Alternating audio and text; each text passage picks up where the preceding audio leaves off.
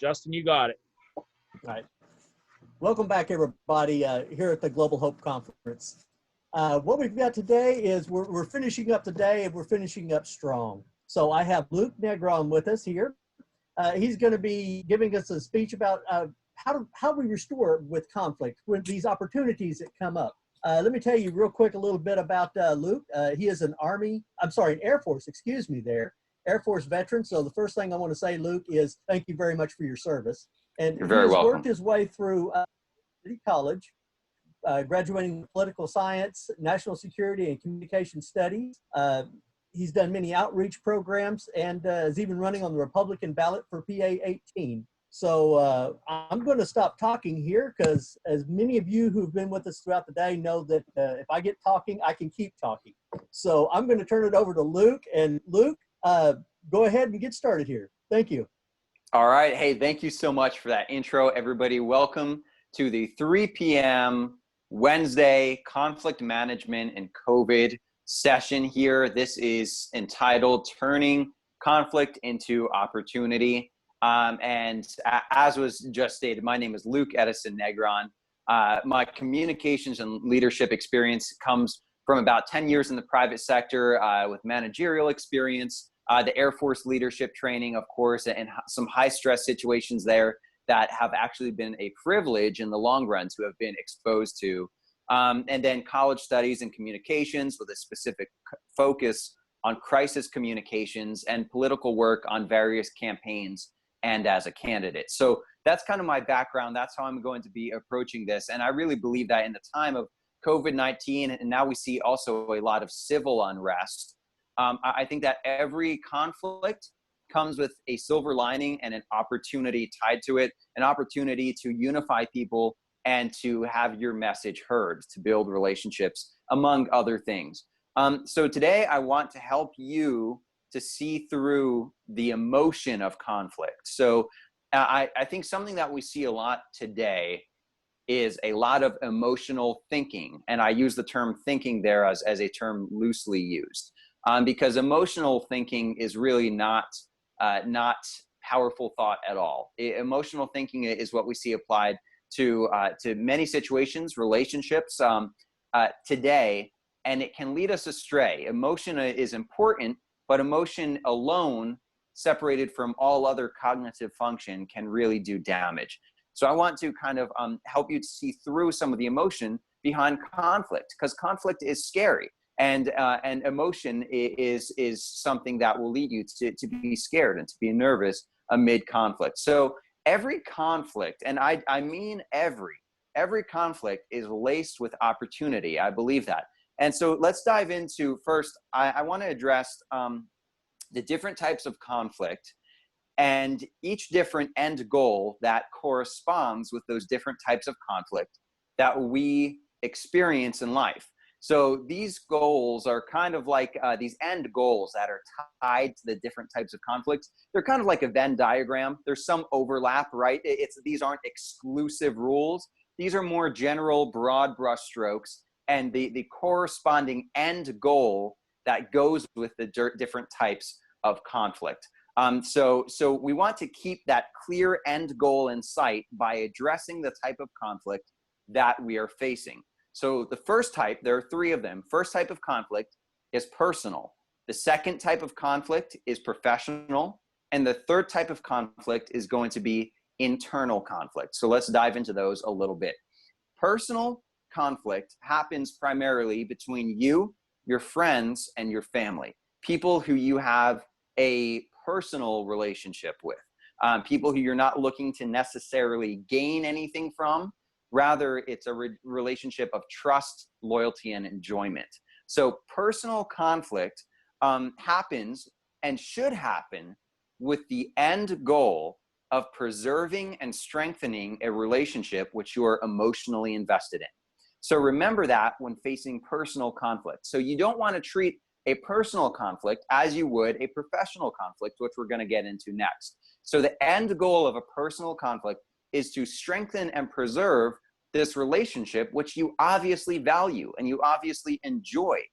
This should be a relationship of levity and of happiness, because it's something that you took time out of your life in the past to form this personal relationship with your mom, with your friend, with your wife, with your brother. This is something you want to remember when you enter that type of conflict. What's the end goal?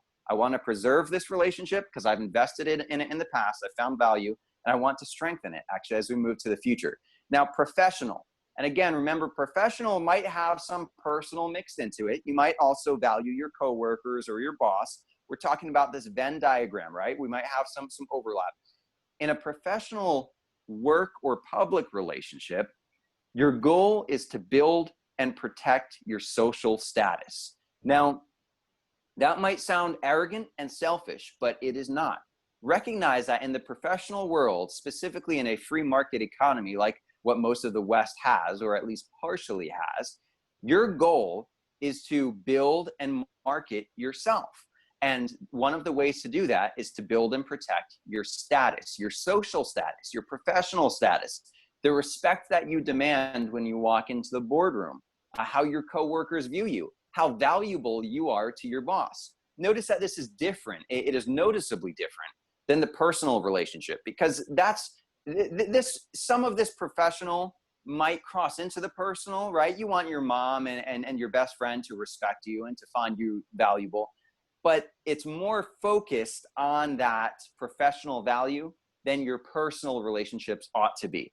So this is one that does not mean that you don't care about other people, specifically in the workplace, but it's a professional setting. You care less about deep and intimate relationship and more about merit and merit-based advancement. So what is the goal when you enter into conflict in a professional setting? The goal is to build and protect your status. Now, of course, you want to do this in a humble and moral way, but the end goal is you are trying to build up your professional status. And then internal. So internal is conflict between me, myself, and I. This is something that a lot of people actually shy away from. And I think it's one of the reasons that we see rising rates in anxiety and depression today, because we don't like to sit down and be alone with ourselves anymore. However, internal conflict happens all the time. And it happens when we ask ourselves, who am I? Who is Luke Negron? Why am I doing what I do? Why did I invest in that car I invested in? What does Luke Negron stand to gain from these things? These are questions we ask ourselves, and we have to answer within ourselves. So internal conflict is, the goal here is to understand, conquer, and control yourself, your desires, your appetites, and your own tendencies. This is often the hardest because the only thing many people have to measure themselves against is themselves. And so we're kind of left without this point of reference saying, okay, I did that. I wanted to do that, but why did I want to do that? It doesn't quite present itself as a clear answer. So that's a conflict internally. Now, this is something that I would say, myself included, many of us would have these moments, which we could call an existential crisis, right? And this is where our goal is to guide ourselves based on something higher than ourselves. And this is, I don't hide the fact that I'm a Christian. So I believe in the idea of an unmoved mover, right? In God. God is the goal, who I want to measure myself by internally, not myself. If I am measuring me against me, I'm going to be in a circular state of anxiety, and it's going to lead to bad things, going to lead to a great deal of frustration. But if I can measure myself against God, that's what I believe. And you can believe what you want to. That's perfectly fine. And I want everyone to know I'm open to discussing this, whether publicly or privately, with any of you. But that is the sufficient way that I have found as a true reference for internal conflict is ultimately my creator. Now I want to go over these professional, internal, and personal conflicts and show you a little bit of how to thrive amid them. I want everyone to think of a role-playing scenario. Now, I know we're recording this. I'm not sure if anyone's in the room right now, actually. So if anyone is here, think of a role-playing scenario as I speak, because I'd like to try and make some time at the end for a participatory section where you can think of a conflict. Think of a conflict in one of these three areas: personal, professional, or internal. And then let's talk through how you can turn this conflict into opportunity. We'll do this towards the end here if anyone's around. So think of a conflict. It can be an insult. It can be an issue. It can be an awkward topic. Absolutely anything. You can be mean or feel out of place when you address these to me, because this is a make-believe scenario. We want to be as real world. Sometimes people are mean. Sometimes people are awkward, right? This can also be a conflict that you're actually facing in your life right now. But to protect everybody, we'll say these are all make-believe. And if you want to mix in something that you need advice for personally, just pitch it to me as a make-believe scenario, right? So we'll do these towards the end if we have time and if we have anyone who's willing to participate. So regardless of the end goal, personal, professional, or internal, all three of these things boil down to two approaches, which are your relational strategy and your view of self. So the relational strategy, how you're going to relate to yourself, to others professionally, to others personally, and your view of self. Who is the person doing that relating? Does that make sense, right? So if I want to come out on top in conflict, I want to find value in conflict, first I need to know who the participants are. First, I need to know who I am, and I need to know who the other people are. So my view of self, and then my relational strategy. How am I going to go about navigating these waters of relating to other people? So first, let's talk about view of self in conflict. Because view of self is relatively easy and straightforward. So a view of self revolves around who you know yourself to be. If you make a point to live with the following questions already answered, then conflict in life will get easier. So I want to make this clear. If you answer these following questions that I'm about to outline for you, you live with knowing these questions, that they are answered within your own mind and your own heart, all conflict, internal, professional, personal, is going to be easier. So here are the questions that you need to answer for yourself, preferably before entering into any sort of conflict. Where do I draw my morality and worldview from? So let's pretend that right behind me, we've got some white and blue. I believe that white walls are morally wrong. That's fine. That's my belief. I can walk through life with that. But if I don't ever ask my question, why do I believe that white walls are morally wrong? Why do I hold that worldview? Why do I believe that? Where do I draw that belief from? If I don't ask myself and answer that question, then someday someone's going to come along who pushes me on my own belief. And that conflict is going to send me into, again, one of those existential crises where I realize I always believed that, but I didn't know why I believe what I believe. So where do you draw your morality and worldview from? Why do I believe what I believe? That's one question you want to have answered for the view of self in conflict. The next question we'd have here is, what do I want my legacy, my impact on the world around me to be? When I enter a room, am I helping to feed that legacy? So the idea here is address how you want to impact the world around you in ways small and large. Who do you want to be to the people around you? And every time you enter a room, work on being that person. So if I want to be known as the most kind, giving, generous, and caring person around, that's how I want to impact the world. I want to encourage others to be like that. That's how I want to know. But yet I don't address that within my own mind and set that as a permanent standard. And when I enter a room, I act short with people, or I act rude, or I act disinterested, or I whip out the old smartphone and I'm on TikTok the whole time, as opposed to investing in those people. Well, I'm not working towards the goal that I have established that I want in life. So this comes back to view of self. What do you want your impact and legacy to be? And every time you walk into a room, work towards that impact, that reputation, that legacy. Lastly, for view of self, we have, what do I want right now? And am I clearly communicating that to the others? And am I communicating what I want or what I am holding myself to or I'm sorry, am I communicating what I want? And am I holding myself to a standard that helps me to get what I want? So here's the example we have, right? So what do I want right now in this relationship, in this conversation? What do I want? And am I moving towards it? And am I holding myself to a standard that will get me closer to that? So the example here is, I want a better body. I want to be in shape. I want to feel good. I want to look good, right? It's almost summer. I want the beach bod.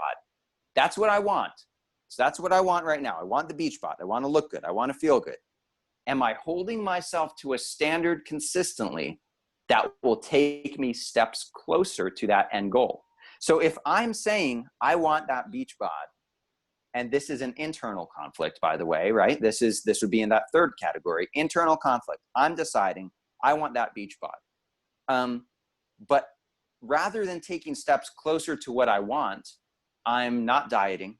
I'm not working out, right? I'm eating garbage. I'm sleeping all day. I'm watching Netflix. Then we have a problem, because then this internal conflict is telling me, you've addressed what you want and you've told yourself what standard you have to keep. You know, you have to eat good food. You know that you have to work out, but you're not holding yourself to that standard. There's an internal conflict. And it gets easier when I address that first question of, what is it that I want? And am I taking steps closer to get there? Okay, so the next one we're going to move to is a little bit more dynamic. And this is the relational strategy that is going to be tied up in conflict. So relational strategy is inherently more dynamic because it involves other people, right? So let's go on to that next step. So now let's see, the first thing we should know about relationships, relational strategy, is that if we are in conflict, and this is possibly the central point I want you to take from today. If you are amid conflict, you're in good shape. That is correct. You heard that right. If you're in conflict, that is a positive indicator. And here's why, all right? If any individual, professional or personal, is willing to have conflict with you, that means that they care, they're invested, and they're willing to put in some semblance of work. And I want you guys to take this away, write this down if you need to, this part and the next part I'm about to say. If any individual, professional or personal, is willing to have conflict with you, you're in good shape, because that means they care, they are invested, and they are willing to put in some semblance of work. You don't bother having conflict over topics or people that you don't care about. I'll say that one more time. You don't bother, nobody bothers having conflict over topics or people that they don't care about. This is a litmus test that I have for all relationships actually in my life, and relationships which I observe. And it goes like this. If you are willing to argue with someone who you have a relationship with, a friend, a personal relationship, a girlfriend, a professional relationship, a boss, if you can have conflict with them and still respect and value each other, then you have a strong relationship. If you cannot have conflict, if you avoid conflict like the plague, if you know, man, like I can't argue with this person, it's too awkward, we wouldn't understand each other, it would ruin our relationship if we argue, that is a good indicator that your relationship is extremely weak and extremely shallow. You have to be able to have conflict. If me and another person in a relationship are close enough that we can have conflict, argue, or disagree without hating each other, and I would also add without disrespecting each other, if we can do those things, then we truly are close and strong in our relationship.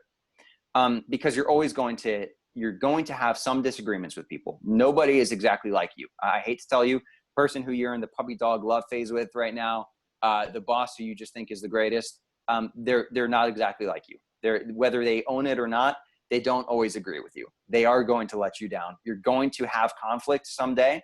The question is, will you face it head on, or will you bottle it up and let it simmer and fester to the point where it destroys your relationship? That's the real question. The question isn't if or not. The question isn't if you'll have conflict. The question is when and how will you address it? So a perfect example of this, right, is for guys, most of us have had this unfortunate and scarring experience. For girls, most of you have been the cause of this unfortunate and scarring experience. Here's the question, right? Put yourself in this scenario. Which situation is better? A situation where your girlfriend, fiance, or wife says, I just don't understand why you keep acting the way you act. Can we talk about it? Right? That's situation number one. Your girlfriend, fiance, wife says, I don't understand why you keep acting the way you act. Can we talk about it? Not a great situation, but that's situation number one. Or situation number two, where the girl says, that's it. I'm done. Enough. I don't even want to talk. I'm just done. Nope. I don't want to hear it. I don't want to talk. I have nothing to say to you. I'm done. We all know you're probably smiling to yourself because you know how terrible situation number two is. And this is indicative of exactly the point I'm making. When a person is done with conflict, when a person is done investing, they're done trying, they're done putting forth effort to communicate, it's over. It would professional, personal, whatever it is, it's rough. You are in some bad shape. But when a person is offering a source of conflict, but they're saying, you know what, this is conflict. I'm not happy about this, but can we talk about it? I'm willing to try. I want to hear you out. I want you to hear me out. You can work with that. That is opportunity knocking. So if you're smiling, it's because you know. A wise person would rather have conflict than apathetic silence any day. Conflict means possible resolution. Silence means it's over. And I'll say it again. Conflict means possible resolution.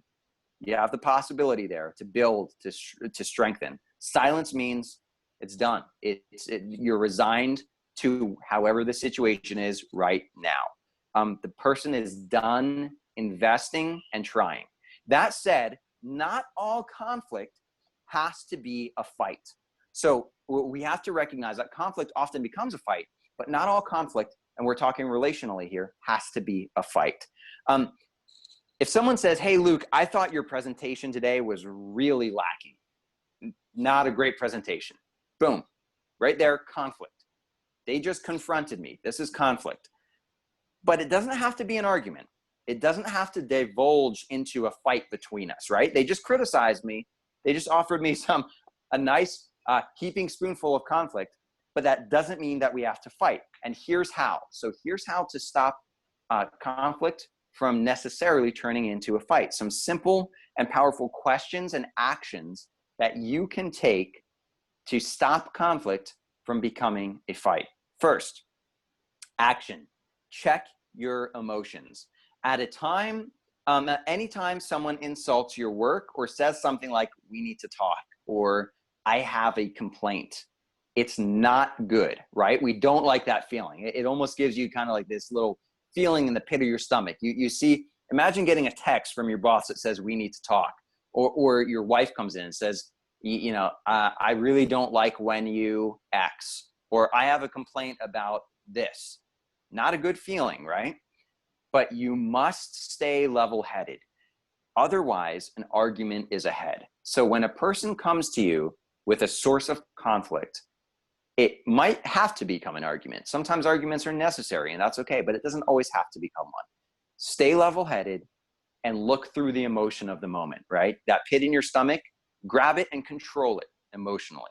Second, take a moment before entering the conflict and mentally remind yourself of what you want out of the conflict. So your wife comes in and says, I'm so frustrated with you right now. Before you enter into that conflict, take a moment and mentally remind yourself of what you want. Sometimes what you want is for this coworker who's offering conflict to respect you. Sometimes you want this boss who's offering conflict to give you that raise. Next month, I'm going to be talking to him about a raise. You want your wife to feel attracted to you. Those are your bullseyes. That's what you're aiming for. Keep those as your aim point amid the conflict. Because if you lose sight of your end goal, you're in some deep trouble. This is something I actually learned much in my national security studies and in the Air Force. And it's that we have a problem today with national security, and I promise I'll tie this together, with terrorism, right? But the problem isn't as clear-cut as it seems. It seems like, well, of course, terrorism is a problem, right? We don't like people committing acts of terror. Well, it's deeper than that, because when we went into the Middle East, right, Iraq, Afghanistan, we didn't define what our end goal was. What does victory look like? And we still haven't really, right? What does victory look like over there? Does victory look like them being just like us, a free market capitalist democracy, democratic republic? Does victory look like them having their own leaders and saying, okay, you can go home now? Does victory look like everyone in the Middle East being educated to a 12th grade level? We don't know. We didn't define our victory, our endpoint. And as a result, we flounder. We flounder saying, oh, we don't know what we're working towards anymore. So we just throw more lives and throw more money at it, right? And this is something that we each do every day. We forget what our endpoint is. I forget that my endpoint is, oh, I want my wife to leave this conflict feeling more attracted to me, feeling like she's grown in respect for me. I want my boss to leave this conflict thinking, wow, that worker really listens, works hard, stands up for himself, demands respect. And if and when he asks for a raise, I think I'm going to give it to him. Those are endpoints that you can decide on in your mind and keep those between the crosshairs amid the whole conflict. Because if you get pulled into the emotion of the moment, you start screaming at your wife, you start flipping off your boss because you're just so angry. Guess what? Your end goal that you should have established just went right out the window. You just ruined it in the midst because you gave into emotion and you didn't decide what your end point, what your end goal that you're working towards was amid that conflict. Third, okay? Hear the person out, accept the instigated conflict, even if it's absurd, and then say one of these statements. So again, I'm going to say this. Hear the person out. Whoever's bringing conflict to your doorstep, hear them out. Accept the instigated conflict. So they're saying something absurd. Someone's saying to me, Luke, I hate black suits, and as a result, I couldn't listen to you today because you were wearing a black suit. It's absurd, but I should still hear them out because it's going to build this relationship as we're trying to navigate the conflict. Hear them out, and then say one of these two statements. Statement number one is, can you tell me more? Statement number two is, I bet that makes you feel X. And then X here is your best guess at how you think that person feels. So again, so the person insulted my suit, right? I hate that color suit. I couldn't believe you wore that today. And as a result, I couldn't take you seriously. I could say, I bet that makes you feel pretty distracted and annoyed during the whole presentation. Good. Could you tell me more about that? What do these two statements do, right? You're taking your best guess at how the person might feel, and you're asking them to tell you more, right? So statement one, can you tell me more? Immediately disarms and catches off guard the upset person, right? It disarms them and it catches them off guard, because most people who hurl an insult or start conflict, or who just have a complaint, even a level-headed conflict starting complaint, most people aren't expecting you to expound on your opinion. They're expecting you to lash out because that's the natural reaction for humans, right? But if you say, can you tell me more? It immediately disarms them and it catches them off guard. It also takes you out of the hot seat and puts them into it, because now they have to think through their complaint, or they have to think through their complaint or their point further on the spot. So they have to think through their complaint. Why did I say that? He just asked me to tell him more. Now I need to, as the person starting the conflict, someone says, tell me more about that. Now I need to think through further detail, further reasoning behind, and further ways to communicate myself to this person. So it takes you out of the hot seat and it puts the other person into the hot seat. It's this really nice, slick reversal. And they have to explain things. And the best part is you've done it in a welcoming and team building manner. So there are more harsh ways to flip the script, right? There are more harsh ways to put the other person on the hot seat. But this one is a way that very few people can complain about, right? Because if you say, I hear you, can you tell me more about that? Because I want to hear more about why you feel that way, what it is that made you say that. Can you tell me more? Now all of a sudden that person is the one having to talk and having to explain. And as any debater knows, the person who talks more usually loses, right? And then the second option, right, is I bet that makes you feel X. Insert the blank. Insert your best guess at how this person feels. So I bet that makes you feel blank, and take your best guess at how they may feel. Now, you stating how they feel isn't you admitting guilt, and it isn't you accepting blame, but it forms a relationship that they begin to feel understood in. You are taking your best shot at guessing how they are impacted by the issue at hand.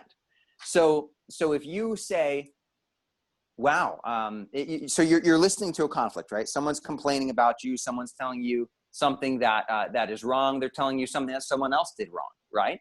Any of these are conflicts. And you listen, you don't have to agree, you don't have to admit guilt. All you can say, though, is, I see. I bet that makes you feel really frustrated. I bet that made you feel belittled. I bet that made you feel like you were not being listened to. You're not justifying anything. You're not taking blame. You're not accepting that you did anything wrong, because you're saying, I bet, I think, I guess that makes you feel this way. And it's showing that you're making an effort towards understanding a person. And at the same time, you're encouraging them to further clarify themselves. Why do I feel that way? How do I feel? Wow, this guy or girl really just made an attempt to understand me. And I was going towards them with a hot temper. And now all of a sudden they're correctly maybe diagnosing how I feel. All of a sudden I feel like they have some empathy for me. And this helps to build relationships. The last thing here I'd say in closing is that by taking the emotion of conflict, because conflict is inherently emotional, and using that emotion is like raw energy. It's like electricity. Using that as fuel to build a relationship, to build your status, to strengthen yourself, you come out on top. So lots of times we get intimidated by the emotion of the moment, myself included. And this is a lifelong battle, right? Where we get intimidated by the emotion of the moment because we just feel so sad or so angry or so happy, and we don't know what to do with ourselves. Or someone else is feeling those emotions towards us, which is even more complex, because then it's not just within yourself, it's within you and someone else. And you don't know what to do. Emotion is always something that can be formed. So if someone comes to you and they are just fuming mad, think about how great you will be in their eyes if somehow you find a way to take them from fuming mad to happy, satisfied, understood, and comforted. All of a sudden, all of that emotional energy that was really negative 5 minutes ago, now it becomes this person going, man, I was having an awful day. I thought that this was terrible. I thought this person was terrible. And they made me feel understood. They made me feel comfortable. They actually took time to, in a level-headed manner, talk to me. All of a sudden, all that energy now becomes a mile marker for how great you are. And that is turning conflict into opportunity. So if anyone is here, I don't think so. We don't have people in the chat room right now, so we can't really do any of the role playing, which is unfortunate. But that is where I think we're going to end for today. And I think we're good to close off. I'm seeing Justin now on the screen. Well, we do have a few things here real quick, if I may. One of the things when you're talking about your wife and conflict with your wife or your girlfriends and stuff, brought me back to remembrance of what my grandfather said when I was getting married. And of course, I was just in my early 20s. And he said, you can always win a fight with your wife, and you can always end it on positive terms. And of course, being the age I was, I said, Grandfather, give me your wisdom. In every argument, in every argument with your wife, end it with, yes, dear, and then go do it. So I guess that's one way of ending it, is submission. It is. We have in those personal, I'll real quickly say, in those personal relationships, like we said, we established early on, these are personal relationships that you care about, right? You have invested in, you are deeply seated in your value of these relationships. Sometimes it's worth it to just say, you know what, screw it. I'm going to swallow the pride here. I'm going to go ahead and agree with this person because it's more worth it for me to categorize.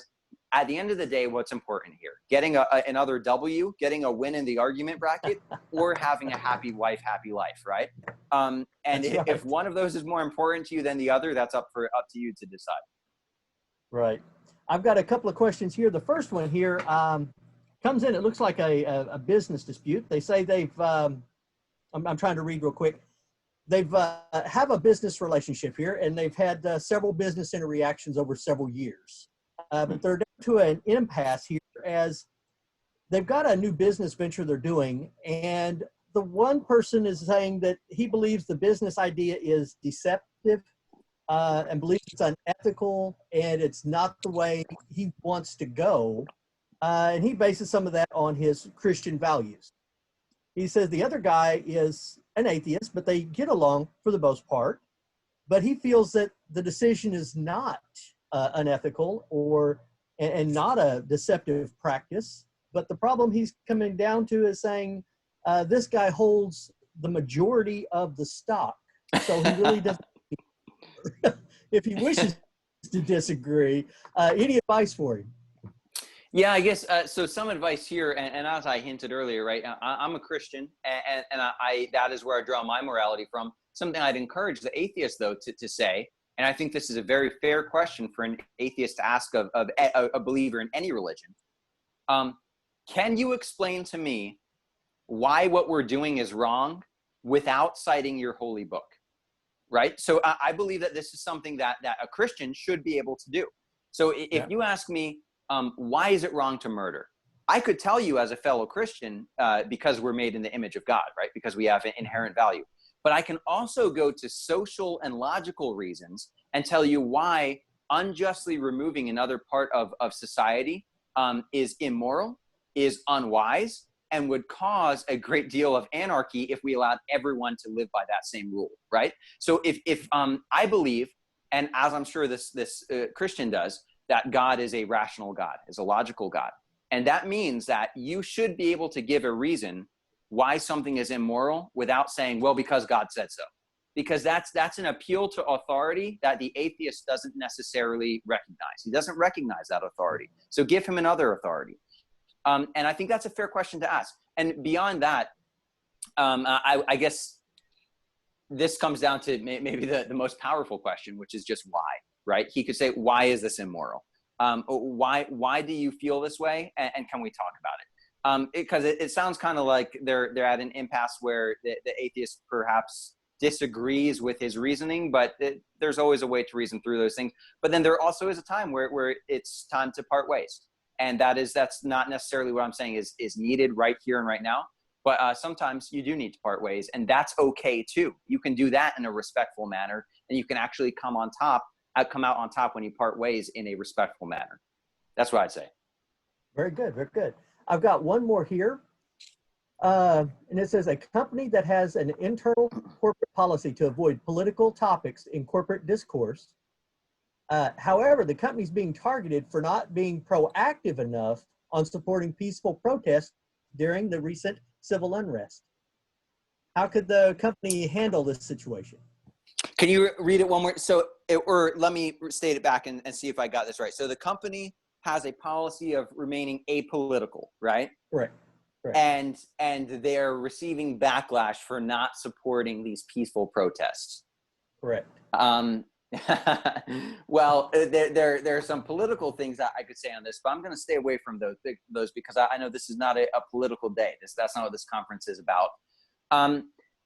Yeah, I think that in this case, the standard has been established and it's clear that they are an apolitical organization. They want to keep themselves pure, to keep their hands clean from any side of that realm of life. And to emphasize that, I think, to focus on the fact that, look, we are not here to speak out in favor or to denounce anybody's politics. That's why we're here, is to remain apolitical. That's something that most people can and should come to respect and to address, as long as the company applies that rule in a fair and even manner, right? So what you can't do as this company is say, no, we don't want to get involved. And then it comes out that last month you were involved in something political, or it comes out that in the future, all of a sudden you're giving some company money to a politician, right? That's what you certainly can't do. So check yourself first, make sure that you're applying your rules evenly, and then stick to your guns, because people who have a spine tend to be respected today, because so few people do have that little part of the anatomy called a spine. Stick to what you said you were going to represent, which is an apolitical organization. And you could also, I would go one step further, and it's explain to the people who want you to become political in this manner, explain to them the problem and how that problem negatively impacts them. So here's what you would say. Look, you recognize that if we speak out in a political manner here, then the standard has been established that we are no longer an apolitical organization, and thus we are expected to publicly speak out about all other political things. And if that's not what you want, if you don't want to work for a political company, then help us stay out of it, because that's what we want. Explaining that negative causality is, I think, really, really powerful, because it's like, look, I get this one thing. You want to make this one exception, but if we make this one exception, then someone else has a leg to stand on to say, hey, make another exception. Hey, do it again, do it again. And that's something that probably most people don't want. All right. Thank you very much. I've really enjoyed listening to you. It was very enlightening, and I love you've got little snippets of wisdom in there, and that's something that I hope everyone's listening, taking a little snippet of wisdom with them. So I'm going to turn it back over to Chris. Chris, are you with us here? I'm right here. I was hanging on every word he said. Excellent job, Luke. I really enjoyed it. Looking forward to hearing more throughout the conference from you. Are you on any of the panels this weekend or on Friday? I am, yeah. I will be on I want to say 11 a.m. panel on Saturday. I'd have to check the schedule again, though. Probably on Friday. I don't think we have any panels on Saturday. Okay, there you go.